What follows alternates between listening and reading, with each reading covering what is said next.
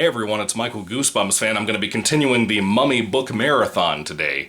This one is a book that I was very reluctant to read, very much like I was reluctant to watch the TV episode this is based on. Of course, there's a book series out there from Goosebumps from the 90s called Goosebumps Presents, and they would basically take... These covers are different, but they're not the actual original books. They're actually novelizations of the TV episodes. I talk about these all the time. They're called TV books. And this one is R.L. Stine's Goosebumps Presents TV episode number 4, Return of the Mummy.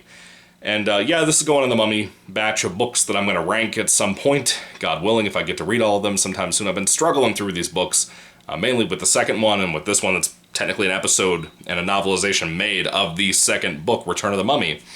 Now, the Return of the Mummy book I like a lot more than this. This novelization and the TV episode are very, very weak. The TV episode is very goofy and silly and cheesy and awful and has some of the worst line delivery, one of the worst portrayed and performed lines I've ever heard in TV media at all. I talked about that in my review for the TV episode here on the channel. So if you want to hear about that, go watch that. It's about 17 minutes long. But then you have this. This novelization is about 60 pages long. Of course, like I said, it's not the original book. It is of the TV episode. It's adapted by Francine Hughes, and it is what it is.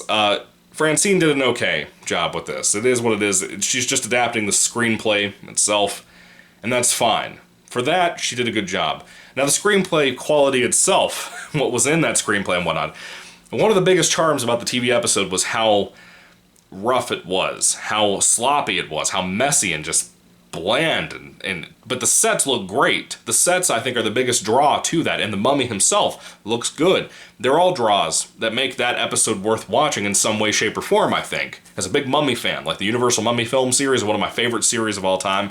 I'm addicted to it. I'm currently rewatching through it piece by piece. I kind of slowed down and stopped the last couple of weeks, but planning on getting back to that and reviewing the movies on my other channel called Strange Michael. It's one of my other channels. Anyway, reviewing the movies piece by piece of the Mummy Universal films. I love that kind of stuff. I really do.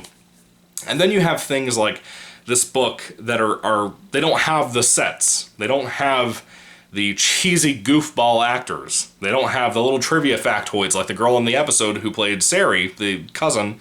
She is played by the little girl who was in the Slappy costume in the Night of Living Dummy 3 episode two-parter thing. When Slappy's walking around and it's clearly a person in a costume, that's her. And I think the little trivia things add so much to that episode for me, of this particular book. This book is very bland, aside from that. It doesn't have a whole lot going for it. It's not really Francine Hughes' fault. It's just not the most engaging Goosebumps book. It's probably the weakest so far, if I had to guess, if I had to really push it. Probably the weakest out of the Goosebumps Mummy books I've read so far. I've only read the first two, and then this.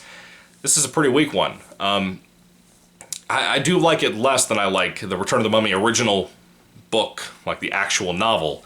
So that's kind of what I have to say about that. There's not a whole lot to talk about with this book. The plot itself is mainly that a boy named Gabe is going to visit his uncle and his cousin Sari, and they happen to also live in Egypt, and Uncle Ben is also an explorer inside of pyramids and whatnot. He takes Gabe and Sari, his daughter, into the pyramid itself, and they start wandering around. They also encounter a reporter pretty much that night, I believe, named Neela.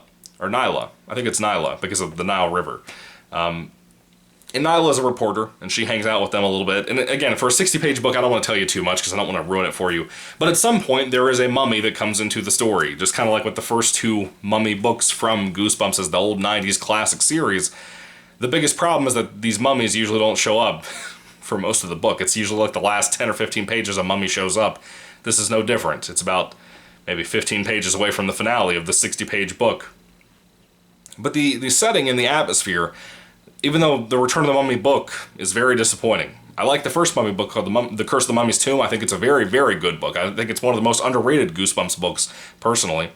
One of the most underhyped books from Goosebumps, whether it be the 90s series or anything. Return of the Mummy, the sequel to that book, is very good. It has a lot of atmosphere, a lot of crazy things happening with the inside of the pyramid, and then the finale is terrible. It really is. It has one of the worst plot twists, has one of the worst executions and rushed endings I've ever seen in Goosebumps, kind of like Nightmare on Clown Street. And Return of the Mummy's TV episode, it just, the whole thing feels really rushed. And a lot of these TV books and a lot of the TV episodes feel very rushed in general, which is fine, because they had like 20 minutes to get the episodes out. But for a 60-page book, the pacing is a little off. It's a little too fast. You know, it doesn't really take time to build out an atmosphere like the Return of the Mummy book does, the original book. So that's really all I have to say about this. There's not really anything to be set aside from some sloppier... This was clearly a cash grab series, these books, these TV books. And that's fine if you want to, but don't expect me to kind of blow them out of the water and make excuses and little things like that for these books. I'm not going to. This is a book. People paid money for this. It was $4 back in the day, in the 90s when this came out. And that was a little pricey at the time. It wasn't too bad, but it was there. It was about $1 cheaper than a regular Goosebumps book. But overall, when it comes to TV book number 4, Return of the Mummy, this is what it is. If you love the TV episode, you'll probably like this and be glad to have it a part of your collection. It's an easier one to find out of the TV books. There's a lot of these that are rare, like the Revenge of the Lawn Gnomes books and the Attack of the Jack-o'-lanterns book. Some of these are really hard to find. This one, it is what it is. It's there. It's rare. And this one's not rare, but it is what it is. If you like mummy stuff, you might be wanting to have this in your collection from Goosebumps, but other than that, I don't have much more to say about it. It also has the 8 color pages from the TV episode with the actors in it. And these will spoil the story for you. If you haven't read the story before, if you haven't read the Return of the Mummy book before, if you haven't read, or if you haven't seen the TV episode, this will spoil them for you. So if you look at the pictures, even the last picture in that set of 8 photos, it will spoil the ending of this book for you. So, and you want to be close to that big reveal at the end of the book. So it's... I don't know, it sucks, pretty much. It's not horrifically awful, but it ain't good, you know? It's very bland, very rushed, like I said. If I had to rate Goosebumps Presents TV episode number 4, Return of the Mummy, on a 5-star basis, I'd probably give it about a 2 out of 5 stars. It's one of the weaker books, honestly. Again, it's not really bad, even though it's kind of on the bad side of the scale, being a 2 out of 5 instead of a 3 out of 5, which is kind of middle of the road. But, this doesn't have the cheese of the horrible acting and whatnot that the episode has that made it relatively worth watching, relatively kind of making it feel like you had something to make fun of. You know, this doesn't have that, so it's just kind of dried out, and it's not really anything that I love, per se. Anyway, what are your thoughts on the Return of the Mummy TV book? What are your thoughts on the episode? What are your thoughts on the original actual novel? Again, Francine Hughes does a very good job of writing like R.L. Stine. I know a lot of these TV book authors are trying to feel like R.L. Stine's type writing from his books and whatnot. And they do a good job. They do, and Francine Hughes is no different. Very good job, Francine, if you're watching this for whatever reason. Anyway, what are your thoughts on the Return of the Mummy TV book? Put your thoughts in comments down below. I would love to hear what you have to say about this book. You know, what did you think about the TV episode? Do you think the TV episode's better than this? I certainly do, just because of how awful that was. That might not sound very appealing to people, and that's kind of what took me so long to get through this TV book, even though I tried to get through it earlier in the week.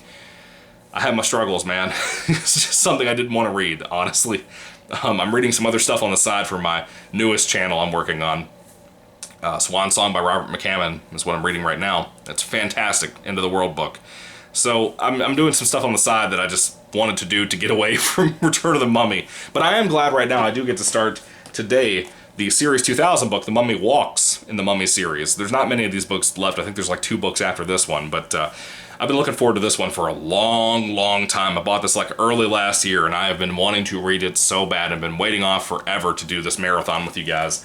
I know I haven't been staying as faithful to it as I should, but I'm trying my best now, because now I'm at the books I want to read, like this and Dummy Meets the Mummy and Who's Your Mummy and all those books. So I'm excited now to get back into the Mummy books. I'm going to be trying my best this week to read more of that. But anyway, what are your thoughts on this book? Thank you for being patient with me. Thank you for listening to me ramble and talk and trying to advertise other channels and whatnot. Anyway, thank you for watching. 2 out of 5 stars for me, and may the Lord Jesus Christ bless you guys today, and goodbye.